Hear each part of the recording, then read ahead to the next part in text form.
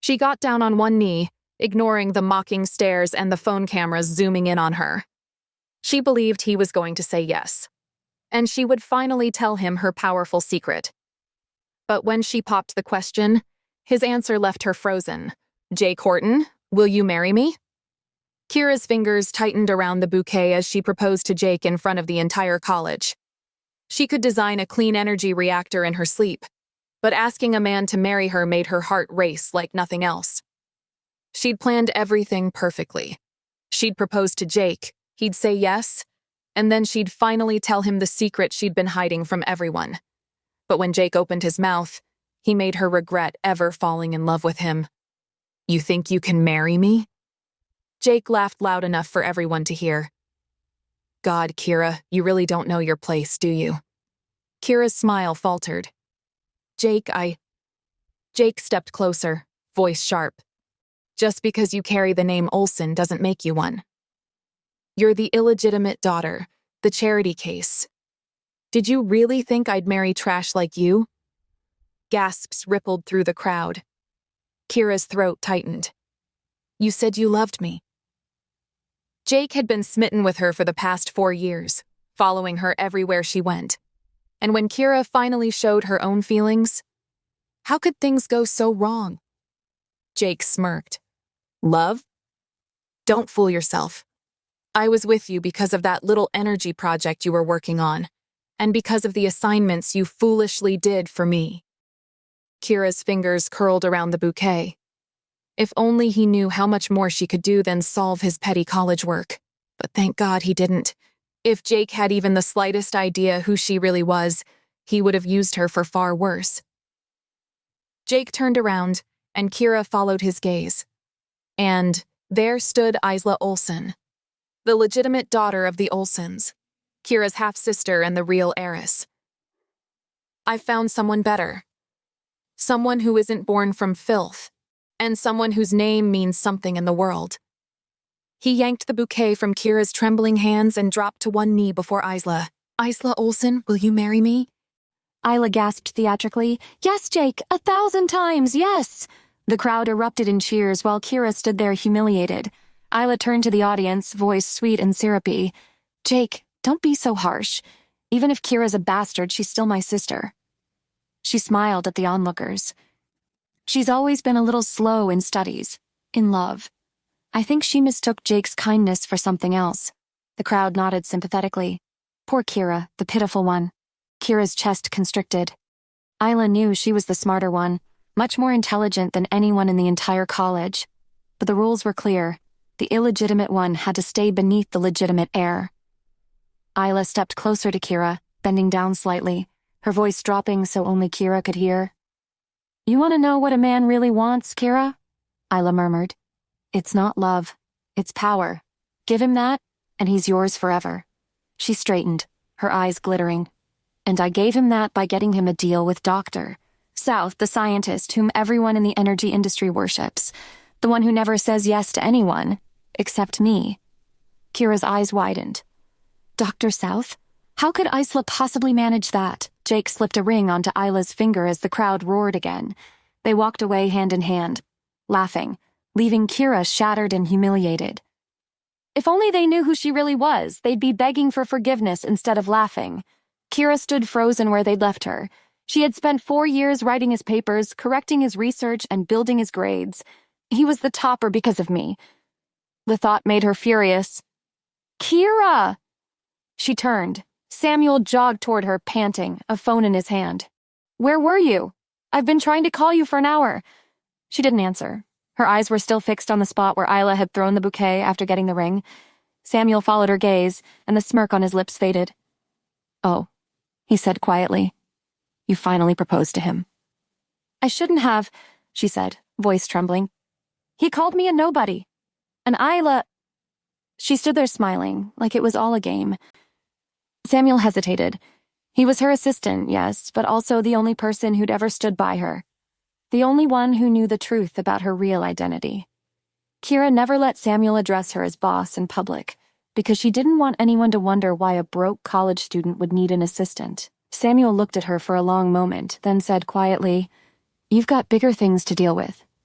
Kira frowned. What now? He held out his phone. The Horton group just called. They said they're expecting Dr. South to visit today, on Jake Horton's invitation. Kira's head snapped up. So they're so confident in their lie, they actually dragged the Horton group into it. Samuel crossed his arms. Dr. South's first public appearance shouldn't be on Jake Horton's invitation. Then it won't be, Kira said confidently. And at that time, she looked exactly like the girl Samuel had grown to admire. Because when her own family called her a mistake, she built herself into someone powerful enough to make billionaires wait months for a meeting. For years, she worked part-time, studied under Isla's shadows, never showing her true potential, never revealing her genius. Samuel stared at her. Kira, what are you going to do? Kira looked at him with such fury in her eyes that Samuel froze, then corrected himself quietly. I mean, Dr. South, what are you planning to do now? Kira didn't answer right away. She was already planning her next steps. Where are we with the patents? She asked finally. Filed, all of them. The prototype's secure and your reactor model is protected under your company's name. Samuel smiled faintly. Once the news spreads, every major firm in the world will be fighting to use your technology. Every company in the energy sector is dying for just one meeting with you, he added, smiling. Kira nodded. Good, but don't set them up based on money. I want to work with people who actually deserve the technology. Of course, Samuel hesitated. You know, Kira, you should think about taking the company public. She frowned. An IPO? He nodded eagerly. Exactly. You'll still own everything, but instead of working through third-party licenses, the company becomes yours, legally, publicly, officially. And when you reveal yourself as Dr. South, it'll be your perfect launch. Kira smiled faintly. So the illegitimate daughter of Taylor Olson will own the future of energy. My father will definitely not like it. Exactly, Samuel said. But neither he nor Jake will be able to do anything about it. You'll control the tech, the narrative, everything. She considered it for a moment, then stood up. Fine, let's do it. Samuel's face lit up. I'll start the paperwork. You'll need to verify your ID documents at the registrar's office. Kira nodded. I'll go now. And keep the Horton Group's request on hold for now. Don't reject right away. That afternoon, Kira walked into the courthouse, confident and composed, unaware she was about to receive the biggest shock of her life. The clerk barely looked up as she handed over the forms. Name? Kira Olson. Mother's name? Poppy Hill. Kira winced a little at her mother's mention. Her father never accepted Poppy, who was his mistress, into his life, and she seemed to hold Kira responsible for it. The woman typed for a few seconds, then squinted at her screen. And your husband's name? Kira frowned. I'm not married. The clerk sighed, tapping impatiently. Ma'am, please don't waste my time. If you fought with your husband, that's between you and him, but legally I need his name. Kira's voice hardened. I said I'm not married. I am here to register my company. The clerk rolled her eyes and turned the monitor so Kira could see. Then maybe you should talk to your husband before making a new company, Mrs. Horton. On the screen, a digital marriage certificate was pulled up. Wife, Kira Olson. Husband, Lewis Horton. The clerk printed out the certificate and handed it to Kira. Come back after you sort this issue. This can't be real. It's government registered, ma'am, the clerk said without looking up. It can't be faked. Maybe you should call your husband if you've forgotten your own wedding. Kira didn't know what to say. She was sure she wasn't married. Hell, she doesn't even know someone named Lewis Horton. Worse still, could he be related to Jake Horton, the guy who just publicly dumped her for her half-sister? Kira stumbled out of the office, the document clutched tightly in her hand. She took a shaky breath, pulled out her phone, and dialed Samuel. Find everything you can about Lewis Horton, she said quickly. Lewis Horton, he repeated. Who's that? I wouldn't have asked you, she said slowly, if I knew. The line went silent for a beat. Okay, I will. Samuel hung up the phone, and for the first time that day, Kira Olson, the woman who was always in control, had no idea how to solve this problem. The next morning, Kira woke up to a new notification on her phone. After yesterday's fiasco, she had headed straight back to her one-bedroom apartment, where she had lived ever since she had started living on her own, right after high school. Even now, when she could afford tens of villas, Kira preferred staying in her tiny apartment. She checked her mail. The notification was about a video conference invite to Dr. South from the International Energy Forum. As always, she rejected the invitation and decided to send her research through the mail. Kira exhaled slowly.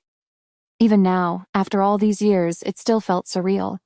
That the same girl who grew up being told she was worthless had built an empire in secret. She turned on the TV, and the news headlines were already buzzing with the rumor that Dr. South was to sign a research deal with Horton Industries. Her lips tightened. "Of course," she murmured. "Isla has always been overconfident in stealing things from me, but I won't sit silently this time." Just as she picked up her phone to call Samuel, she received a call from her mother. Kira almost didn't answer, but then Poppy would keep calling. She picked up. "Mother? Come to the Olsen villa," Poppy said sharply. "Now." Kira frowned. "Why?" "Just come." And the line went dead. For a long moment, Kira stared at the phone. She hadn't stepped into that house in years, and she had no interest in going there, but she knew that she had no choice. When Kira reached the villa, Poppy was already waiting for her outside the gate. And before Kira could even speak, the slap landed. Kira's head snapped to the side. "Mother, how dare you?" Poppy hissed.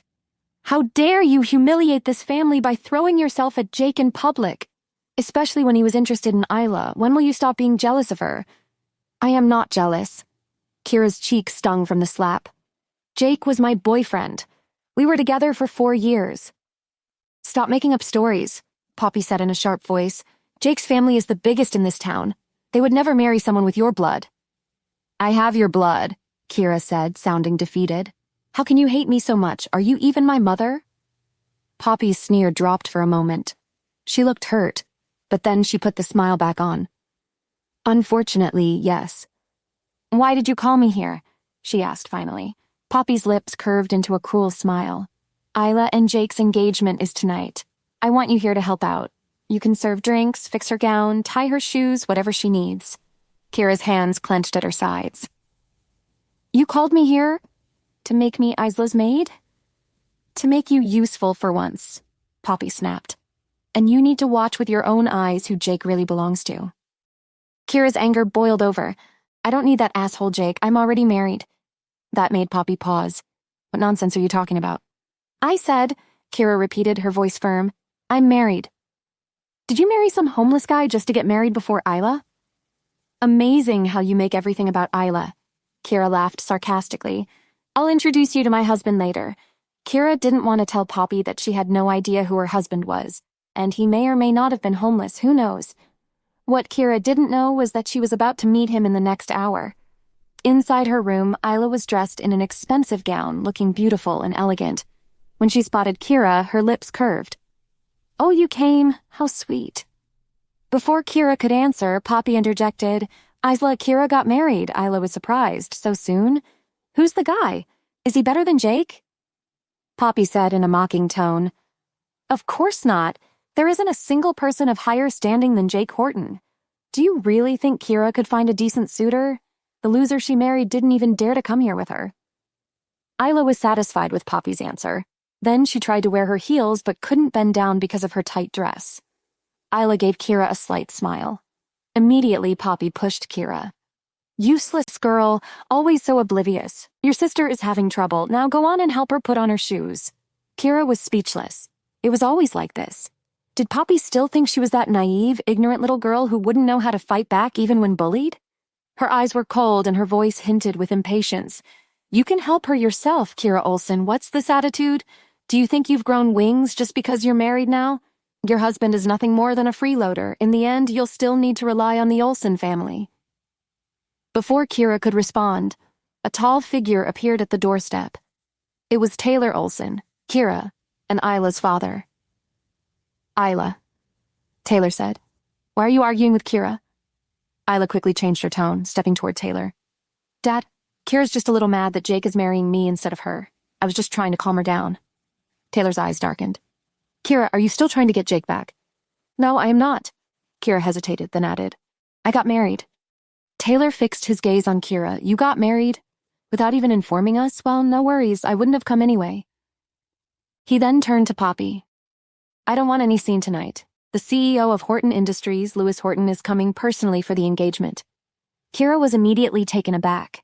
Isla looked confused. Who's Lewis Horton? Is he really important? Curious, Kira leaned in to listen. Taylor said, he's a mystery because he doesn't do press conferences and has been living abroad for years. Even I have never met him. He is Jake Horton's uncle. He's only 28 years old and is now the real power holder in the Horton family. Poppy gasped. Doesn't that make him a better match for Isla than Jake? Taylor snapped at her. Nonsense. Mr. Horton is already married. Kira narrowed her eyes. Married. If he really was the man in the marriage certificate, then it would seem that Lewis should know what's going on. Poppy seemed disappointed. Who's his wife? She's even luckier than Isla. Kira quickly looked over at Taylor and heard him reply, I don't know. It said that he and his wife aren't fond of social engagements. Taylor frowned in deep thought. I'm not sure why he suddenly decided to come here today. Kira barely heard the rest. Her mind was spinning. Could it be the same man? Or just a coincidence? Just then, Mrs. Olson entered the room. She was Taylor's legitimate wife who had graciously allowed Poopy and Kira to live under the same roof as her. She looked sick and weak. Mrs. Olson had been battling a chronic illness for years, and it had taken a toll on her body. But she still looked as poised and elegant as ever. Why did you come down? Taylor said, immediately holding Mrs. Olson's hands. I wasn't going to miss my daughter's engagement, Mrs. Olson replied in her frail voice.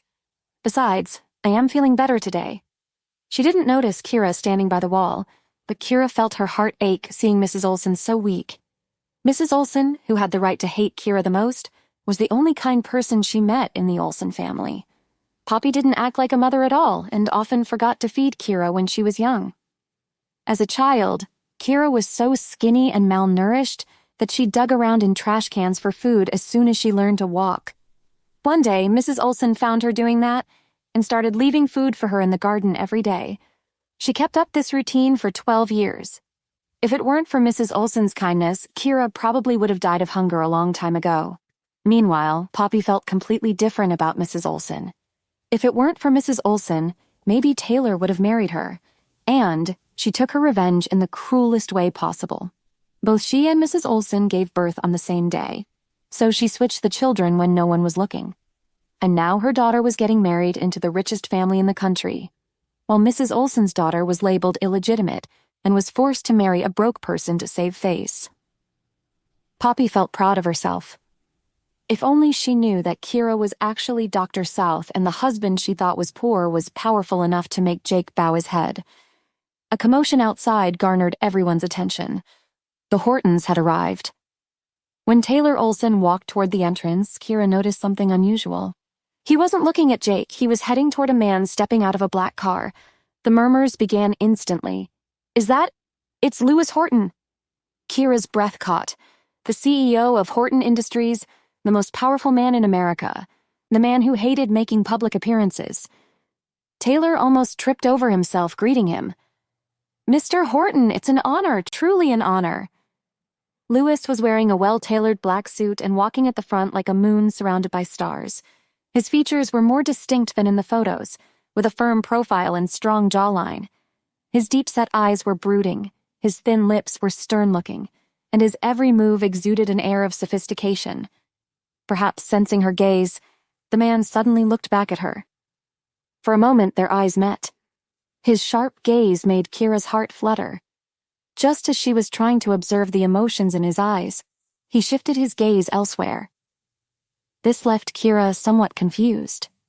From his attitude, she couldn't tell if he recognized her. She wasn't even sure if it was the same person. The picture in the marriage certificate was too small. Taylor asked with a smile, Mr. Horton, where's your wife? Didn't she come with you? At the question, Kira felt Lewis Horton glance at her again. He casually replied, she couldn't make it. Taylor was practically glowing, trying to make a good impression. We're honored you're here, Mr. Horton. I trust everything has been arranged to your comfort. Lewis's voice was calm but distant. I don't care much for comfort. I just don't like my time being wasted. Kira could see Jake's jaw tighten. His uncle's presence clearly made him nervous, and he was bothered that Taylor was paying more attention to Lewis than to him. Kira stepped closer to get a better look at Lewis's face. That's when she heard Lewis's angry voice. You made me waste so much money on a stupid engagement party. Lewis fumed at Jake. You told me we'll meet important businessmen here, but I don't see anyone here. I promise you this isn't a waste. You won't regret spending money on this engagement, Jake replied nervously. Even though Lewis was close to Jake in age, he was still Jake's uncle and the real power holder of the Horton family. Isla will bring Dr. South to Horton Industries. The deal alone will triple our profits. Kira's stomach dropped. They are using her name again. I don't think Dr. South meets just anybody, Lewis responded. But I'll take your work, and remember, Jake, if Dr. South doesn't do this deal with us, your career is over before it starts. I'll talk to you later. He pointed to his phone and then walked toward the balcony to take a call. Kira's eyes lit up. She followed Lewis to the balcony. As Kira got closer, Liz quickly hung up the phone before fixing his ice-cold gaze on her. Kira paused. Meeting his dangerous gaze, she suddenly smiled and asked tentatively, "Honey?" Kira stared intently at Lewis, observing his reaction. Upon hearing the way she addressed him, he became even colder. His dark eyes harbored a frosty gaze devoid of any emotion, and he turned to head back to the living room. Kira quickly stepped forward, blocking his path. Lewis frowned a little. Out of my way. Kira suspected something. You don't recognize me? Lewis looked down at her. Should I? When he had arrived, he had felt Kira looking at him, and found her different from the other people who were only crowding him to get in his good books. She was beautiful. He had initially thought she was different from the women who threw themselves at him, but didn't expect her to be even bolder than they were. She had the gall to address him as honey. Lewis was a little impatient. Miss, I'm married. Please behave. Kira was a bit stunned. This man clearly didn't recognize her, yet he said he was married. Was there a mistake in the Civil Affairs Bureau's registration? She persisted. May I ask who your wife is? His answer was short and cold. It has nothing to do with you. Kira took out the photocopy of the marriage certificate and placed it in front of him. Mr. Horton, this man is you, right? Lewis looked at the photocopy and noticed the name of the woman on it was Kira Olsen. Looking up again, he mocked her. Miss Olsen, you should be more professional if you're forging this. With that, Lewis didn't return to the living room. Instead, he strode off to the parking lot through the small garden. Kira ran after him, trying to talk it through, but she was blocked by two black-suited bodyguards. Kira stood her ground, calling out to him as he walked away. Mr. Horton, this document is genuine. If you don't believe it, you can check it with the Civil Affairs Bureau. Miss Olsen, I knew you liked Jake, Lewis said, but I didn't know you would stoop so low to get back at him for rejecting you. He closed the door and the car sped away, while Kira stood there speechless. She had no idea what had just happened. How could Lewis be married to her without even knowing who she is? But wasn't that the case with her, too? What is the mystery of this marriage? Kira thought. I must find out the truth before I come out at Dr. South. Meanwhile, Lewis's personal assistant informed Isla that Lewis had to leave because of a personal matter. But Isla had seen Kira talking to him, although she couldn't hear what they were talking about. She had even seen him stealing glances at Kira at the party. It made her jealous that someone so influential as Lewis would take an interest in Kira and not her. When Isla returned to the hall, Taylor questioned her. Why did Mr. Horton leave? Did we do anything to upset him? Isla's eyes flickered. Dad, I saw Kira pestering Mr. Horton. Mr. Horton seemed really angry when he left, and he left a message. What message? Mr. Horton said he wants you to teach your daughter well. Isla bit her lip. With Kira behaving like this, will the Horton family think that I am the same as her? Taylor's face turned ashen. I'll deal with Kira later. Jake told me you are arranging a deal with Dr. South for the Horton Group. Isla grew nervous. She had no idea how to contact Dr. South. Hell, she didn't even know if Dr. South knew she existed. But she knew that Jake would earn favors with his family if he got Dr. South to visit the Horton Group, so she had lied. Yes, Dad, I am arranging the meeting, she said in a low voice. Let's go finish the engagement ceremony. Isla changed the topic, but she knew she had to do something soon, or Jake would never marry her. Kira left the Olsen villa on her electric scooter. She was about to reach her apartment when her phone rang. It was Samuel.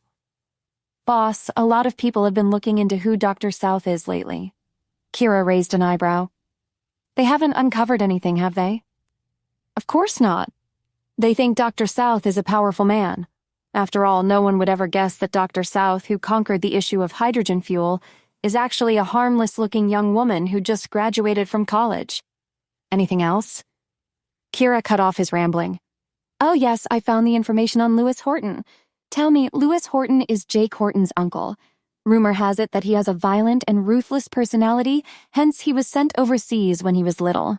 Everyone thought that the family property would be handed over to his elder brother, that is, Jake Horton's father. However, Lewis Horton returned to the country unexpectedly last week, using some ruthless method to force his father to retire and take control of the Horton Group. Kira frowned. Look up his contact information and schedule. I'll go talk to him again. After hanging up, Kira rubbed her temples. Things were a bit troublesome. Given Lewis Horton's status, he was escorted by bodyguards when he traveled, and it wouldn't be easy to meet him.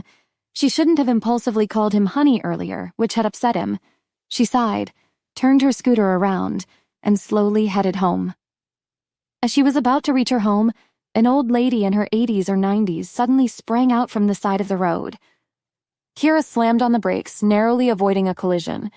The old woman was thin and short, but she was well-dressed and didn't appear to be from an ordinary family. She had a tag around her neck, which had a contact number with a note that said, "If you find this lady, please dial this number. A reward will be given." It had to be Alzheimer's disease. Someone was missing a family member. Kira immediately took out her phone and began to dial the number on the tag. The old woman stared blankly at her for a moment, but then she suddenly became active. She grabbed Kira's wrist, her cloudy eyes shining brightly. "Ah, there you are, dear. I was waiting for you." Kira blinked. "For me?" "Yes," the woman said cheerfully. "You're my grandson's wife, aren't you? Such a lovely girl." Kira froze. "I think you've mistaken me for someone else." But the woman smiled fondly and took her hand. No, I remember. I saw your picture. You're just as beautiful in person." Kira didn't know what to say. The old woman must be confused. "What's your grandson's name?" I forgot his name," the old woman replied. Kira consoled her before making a phone call. "Take it easy, ma'am. It's okay if you can't remember." Meanwhile, Lewis Horton sat in his Bentley a few blocks away. His useless security guards had let his grandma slip away. Lewis wouldn't have bothered if it were anyone else in his family, but he loved his grandma.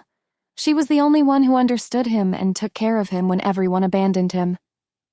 He was about to start a search operation when his phone rang. Lewis immediately answered it. A serene female voice came from the other end. "Hello, I found your number on an old lady's medical tag. Are you her grandson?" The temperature in the car dropped instantly. Everyone on Lewis's team jumped into action. Some were prepared to call the police, while Tom, his assistant, tracked the location of the caller. Lewis's eyes remained sharp, and his voice was steady. "Where is she?" The woman shared the location and hung up. Lewis squinted slightly. He found the voice on the phone oddly familiar. 5 minutes later, they arrived at the location, but the young woman who had made the call was nowhere to be found. Only a police officer was there with old Mrs. Horton. Lewis ran up to her and asked, "Grandma, how did you end up here?" Old Mrs. Horton replied mysteriously, "I came to see your wife. She lives nearby?"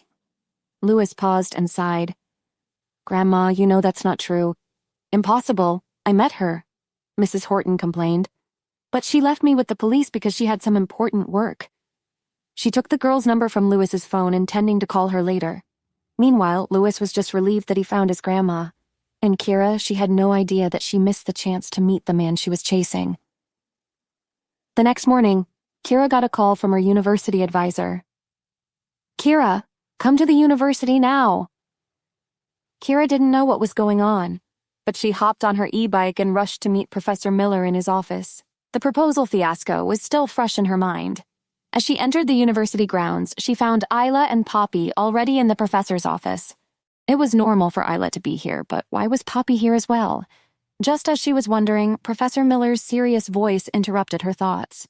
"Kira, your qualifications for the recommendation for postgraduate study have been revoked." Kira was astonished. "Why?" Your mother says your conduct and background are inappropriate and not compatible with the requirements for advanced-level students. Professor Miller frowned.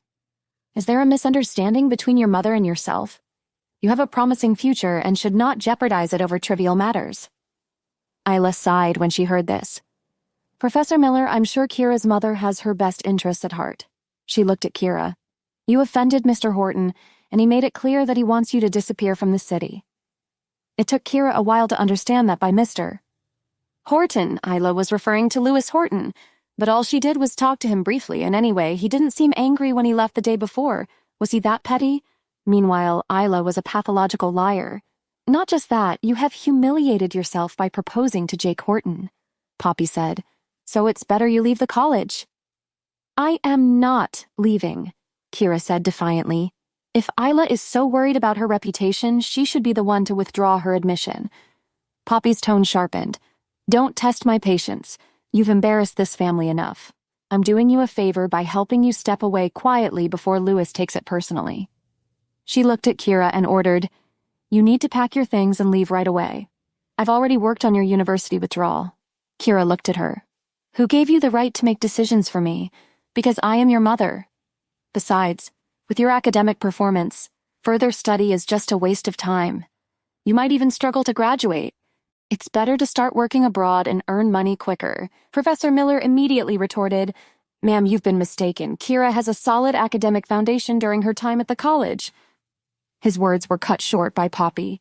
Professor, you don't have to defend her. I know her better than anyone else. Isn't she pursuing further postgraduate studies just because Isla is? Why doesn't she get real and see who she is? How dare she compare herself with Isla? Her harsh words left Professor Miller speechless. He turned his surprised gaze to Isla. You want to do a postgraduate? I thought you didn't have a student recommendation and haven't participated in the qualifying exam. Isla smiled and said modestly, Yes, I'm taking a special admission. Professor Miller immediately asked, May I ask who's the professor recommending you? Isla assumed a humble demeanor. It's Dr. South. I am sure you've heard of him. He will be personally sending you a letter recommending me.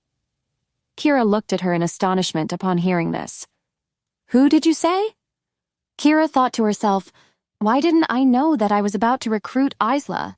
Professor Miller looked at Isla and exclaimed, You know Dr. South? Isla gave a slight smile. It's such a coincidence. My mom's charity helped Dr. South get through school back in the day, so after Dr. South graduated, he found my family and said that my mom was his lifesaver. For the past few years, he has been providing technical support to our company, the Olsen Group. He wouldn't refuse any of my requests. Kira wanted to slam her own face. So Isla thought she was a man? When Kira was younger, she relied on Mrs. Olsen's care to grow up. Therefore, after she had her own career, she contacted Mrs. Olsen under the name Dr. South and invented that story so that she could have a reason to repay Mrs. Olsen's kindness. She had no idea Isla had relied on Mrs. Olsen's acquaintance to make all the claims about Dr. South. It was true. For the past few years, she had been helping the Olsen Group with any technical issues for free. But when did she become so compliant with Isla's requests? Even Mrs. Olsen hadn't asked her to help Isla. However, Professor Miller believed Isla. Where is Dr. South teaching now? Isla replied, I promised the dean that I would invite Dr. South to teach at our university. That's great. Professor Miller was overjoyed and looked at Kira. Kira, your research direction is the same as Dr. South's. When the time comes, I'll introduce you to him. If Dr. South is willing to speak for you, there might still be hope for your postgraduate recommendation. Isla pretended to be worried. Professor Miller, are you sure? The Horton family is one of the richest families in this country, and they allocate a lot of research funds to our university every year. Are you sure you want to keep Jake's ex around here and jeopardize that? Professor Miller didn't budge. Dr. South is in high demand now. I heard that foreign universities like Hedden University and Oxford have all sent him invitations, and many businesses want to invest in him. If Dr. South is willing to step up, the university will definitely want him to come here. Isla feigned a sigh. But Dr. South is doing this for my mother's sake. If it were for me, he would definitely help us, but Kira is my father's illegitimate daughter, and my mom doesn't like her very much. Kira, should I ask Dr. South for you? Kira calmly replied, Don't bother. She knew Mrs. Olsen would never hate her. Professor Miller was surprised, and he felt sorry for Kira. He was the one who discovered Kira's talent in the major and insisted that she get a postgraduate recommendation. He didn't expect things to reach this point. He wanted a student like Kira in his program. "I am not revoking your admission," Poppy sneered. "Don't waste your efforts. She offended Mr. Horton, and she still wants to find a job in this city. She must be dreaming." Isla was furious. She glanced over at Poppy and said suddenly, "Kira, are you going to bother Mr. Horton again? He's already married." "It's not right for you to do that." Poppy was consumed by anger. She slapped Kira. She pointed at Kira and cursed. "You ungrateful wretch. After a few years, I see you've forgotten the rules of the house. Apologize to your sister right now. Promise that you'll never see the Hortons again." The warmth in Kira's eyes slowly faded, leaving only coldness. Poppy still treated Kira as the ignorant girl who used to obey everything and respect Isla. Kira thought to herself, if she can't be reasoned with, don't blame me for being ruthless. Isla watched from the side, a sense of satisfaction spreading across her face. When they were little, Kira would cower in front of her. She never retaliated when she was scolded or fought back when she was beaten. After Kira moved out, they met again in college. Kira still looked poor, but she was no longer obedient. Isla thought, "It seems that she hasn't been beaten for years and has forgotten her place. Let Poppy teach her a lesson today." Isla was still lost in her callous thoughts when she saw Kira slowly come over to her, presumably to apologize. Isla smiled, but something unexpected happened at the next moment. Kira suddenly raised her hand and slapped Isla. Poppy yelled and rushed over. "Kira Olsen, how dare you!" Kira didn't pay any heed to Poppy's words. Instead, she announced loudly, "If you manage to bring Dr. South to the college, I'll leave and never come back." Kira turned and left. Isla was taken aback by Kira's confidence. Did Kira know Dr. South? No, that's impossible, Isla thought. Dr. South is world famous. There's no way he would know a nobody like Kira. Upon returning home, Isla sat on the sofa in the living room, silently shedding tears. Her eyes were red and swollen as well as her cheeks. The marks from Kira's slaps were clearly visible. Poppy lowered her head. "Isla, that little slut must be jealous that you're marrying into the Horton family. That's why she did this." "Don't cry. When your dad comes back, I'll have him teach her a lesson." Mrs. Olsen dragged herself downstairs despite her sickness. Her voice was weak, but her tone was firm. "Kira isn't that kind of person. You must have done something to upset her first." Isla clenched her fists. "You always take her side. She slapped me, even when I was trying to convince the professor to help her." Mrs. Olsen's pale face looked rather unwell. "How can that happen? Kira was very well-mannered when she was young." Poppy said resentfully, "She must have been led astray after she moved out. She's heartless. Today, not only did she hit Isla, but she also tried to hit me, her own mother." Mrs. Olsen still wouldn't believe it, but she didn't say anything further. She was already feeling weak, so she went back to her room. The next evening, Isla was getting ready for her date with Jake when her phone rang. She picked up, voice sweet. "Jake, I was just about to—" His voice was sharp and impatient. "Did Dr. South reply to your messages? When can I meet him?" Isla blinked.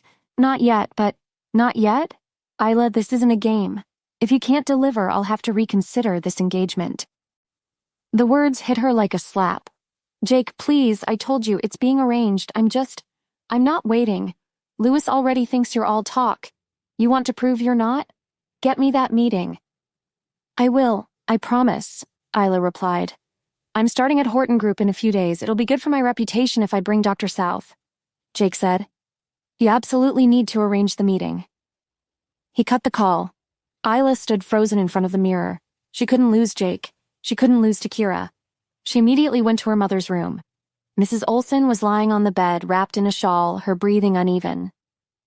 "Mom," Isla said hurriedly, "I need you to do something for me." Mrs. Olsen smiled weakly. "Of course, dear. What is it?" She felt a bit bad that Isla didn't even ask about her health, but she didn't show it. "I need you to contact Dr. South," Isla said. "Ask for a meeting tomorrow." Mrs. Olsen immediately refused sternly. "Isla, we can't take advantage of someone's kindness. Besides, Dr. South has done more than enough for our family business over the years." Isla immediately changed her tone. "Mom, please. You know Oceanian University is the best in the country. Dr. South will also get a chance to meet with our experienced professors. When Mrs. Olson still didn't seem convinced, Isla took another way. This is for Jake, too.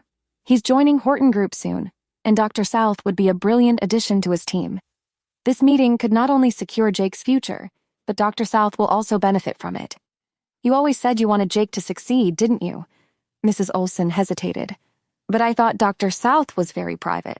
Mom, I'll help Kira meet Dr. South as well. She's doing her research on clean energy, and no one knows it better than Dr. South. Mrs. Olson sighed, her heart too soft to say no. All right, I'll try. Great. Isla beamed with happiness. I'll come with you and we'll bring as well. Mrs. Olson pulled out her phone, scrolling through her messages until she found the number Dr. South had given her months ago. For emergencies. She typed slowly. Dr. South, this is Mrs. Olson. I wanted to request a short meeting tomorrow. It's important. A minute passed. Then her phone buzzed. Dr. South had replied, Of course, Mrs. Olson. Send me a time and I'll share the address. Mrs. Olson smiled faintly. She agreed. Isla immediately texted Jake and told him about the meeting tomorrow. Meanwhile, across town, Kira read Mrs. Olson's message and typed back, unaware that she wouldn't be coming alone. Bayview Restaurant, 8 p.m. tomorrow. Will this unexpected meeting reveal Kira's identity as Dr. South? How would Jake and Isla react when they realize Kira holds their future in her hands? Will Kira and Lewis solve the mystery of their marriage? Or will they remain strangers forever? Please subscribe to the Pocket FM YouTube channel and press the bell icon for instant notification. Check out our channel for more such exciting shows.